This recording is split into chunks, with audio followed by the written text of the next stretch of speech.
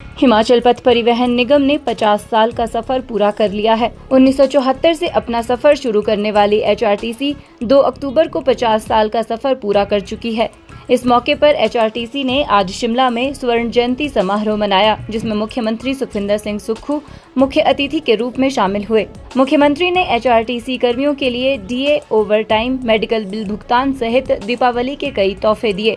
मुख्यमंत्री ने प्रदेश के सरकारी कर्मचारियों की तर्ज पर एचआरटीसी कर्मियों को 4% डीए देने की घोषणा के साथ इस माह 28 अक्टूबर को वेतन और पेंशन देने का ऐलान किया। इसके अलावा 9 करोड़ के लंबित मेडिकल बिलों का भुगतान एचआरटीसी कर्मियों का 2 माह कर दिया जाएगा। 31 मार्च तक सभी लंबित भुगतान देने की घोषणा भी सुक्खू ने की है। मुख्यमंत्री सुखविंदर सिंह सुक्खू ने कहा कि 40 वर्ष पूर्व उनके पिताजी एचआरटीसी में चालक के रूप में कार्य करते थे, इसलिए वो एचआरटीसी कर्मियों के दर्द को समझते हैं। उन्होंने कहा कि उस वक्त निगम के बेड़े में 800 बसें थी, जो अब 3200 से ज्यादा है। उन्होंने कहा कि एचआरटीसी को 700 करोड़ से अधिक की ग्रांट सरकार हर वर्ष देती है, लेकिन अब एचआरटीसी को भी कार्यप्रणाली में बदलाव लाना पड़ेगा ताकि निगम को घाटे से उभारा जा सके। मुख्यमंत्री ने कहा कि ग्रीन हाइड्रोजन प्रोजेक्ट को अगले महीने शुरू कर दिया जाएगा। 40 वर्ष पहले मेरे पिताजी खुद एचआरटीसी से चालक के रूप में रिटायर हुए और मुझे पता है कि किस प्रकार बेचारे जो एचआरटीसी के कर्मचारी हैं दूर दराज के क्षेत्रों में जाते हैं और हमारे लोग इतने अभी सामर्थ्य नहीं हैं कि वो एचआरटीसी की बसों का त्याग कर सके और गाड़ियों में आ सके। तो निश्चित रूप से 50 वर्ष एचआरटीसी को हो गए और आगे 50 वर्ष एचआरटीसी को कैसे बनाए रखना है, क्योंकि इसका एक नाम है। उस दृष्टि से हमने बात की। पिछली भारतीय जनता पार्टी की सरकार ने क्या कार्य किया ये समझ नहीं आता। 55 महीनों से एचआरटीसी का नाइट और ओवरटाइम फंसा हुआ था। वो आगे चलाने की जो प्रथा थी कि हम क्या करेंगे, आगे वालों को देखते हैं। हमारी सरकार ये सोचकर कार्य नहीं करती। व्यवस्था परिवर्तन के दौर में हमने कहा है कि इनका मार्च तक हम जो भी ओवरटाइम है, और अभी पहले तो हम 50 करोड़ के रूप में, जिसमें एचआरटीसी भी कुछ शेयर करेगा और हम भी कुछ शेयर करेंगे, उनका पूरा हम ओवरड्राफ्ट और एरियर देंगे और 31 मार्च से पहले हम इनका पूरा कोशिश करेंगे कि पूरा हम ओवरड्राफ्ट और एरियर उनको दे दिया जाए। और 9 करोड़ रुपया जो है, जिसमें एचआरटीसी भी कुछ पैसे डालेगा, 9 करोड़ रुपया तुरंत प्रभाव से उनको दे दिया जाएगा। और दिवाली 28 तारीख को है।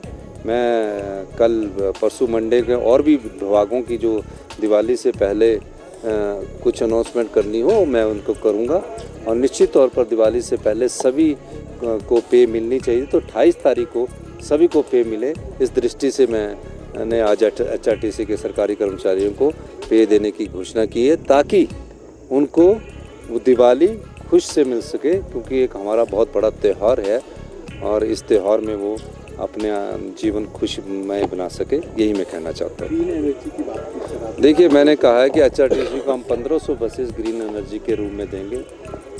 297 करोड़ रुपया हमने एचआरटीसी को इलेक्ट्रिकल बसेस 327 खरीदने के लिए दे दिया है। 500 बसों का हम कंफर्ट लेटर और दे रहे हैं। 500 के बाद 500 बसों का हम हाइड्रोजन की टेक्नोलॉजी भी डेवलप हो रही है, उसमें देंगे। और बाकी जो बसें हैं उनका इलेक्ट्रिकल के लिए देंगे। तो 1500 बसें हम देंगे। बाकी एचआरटीसी को भी अपने लेवल पर काफ़ी बसेस, हम 200 बसेस का हमने बताया है।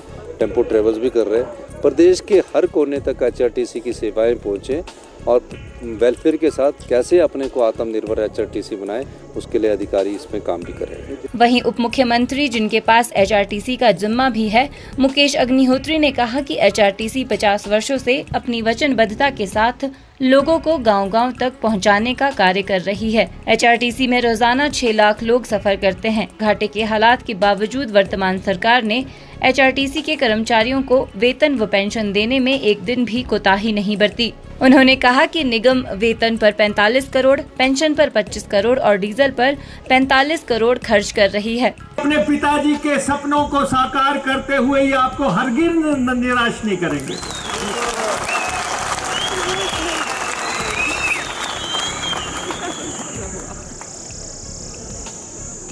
इन्होंने, ऐसा नहीं है कि हमारी मदद नहीं की। अभी जो इलेक्ट्रिक बसें आ रही हैं, उसका 327 करोड़ रुपया इन्होंने हमें दिया। ये हो रहा है कि हम कर्जा लेके बस से नहीं ले रहे हैं, इन्होंने हमें एक मुश्त 327 करोड़ रुपया दिया है, तो उसके लिए आप इनका आभार जताएं।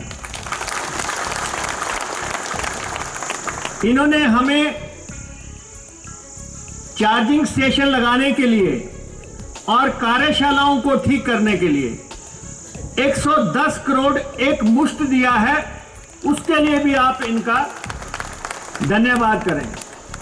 देखो, हम नाशुक्रे लोग नहीं है, एचआरटीसी के लोग। जो हमारे लिए हो रहा है हम उसकी बात भी कर रहे हैं, जो हमारी उम्मीदें हैं उसकी बात भी हम इनके समक्ष करेंगे। और हमने अभी पीछे 245 बसें खरीदी हमारे सरकार आने के बाद, और कुछ टेम्पो ट्रैवलर खरीदे, जो भी खरीदे थी उसको इजाजत दी गई सरकार द्वारा। लेकिन अब समय आ गया है। अभी हमारे कर्मचारी संगठन के लोग कह रहे थे कि जी हमें भी 28 को तनख्वाह और पेंशन दे देना। ये तो मुख्यमंत्री की चुटकी की बात है।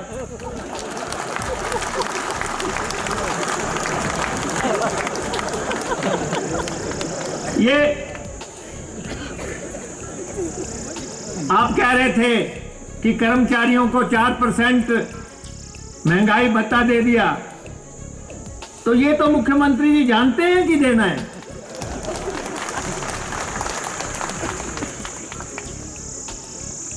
और सबसे बड़ी बात यह है,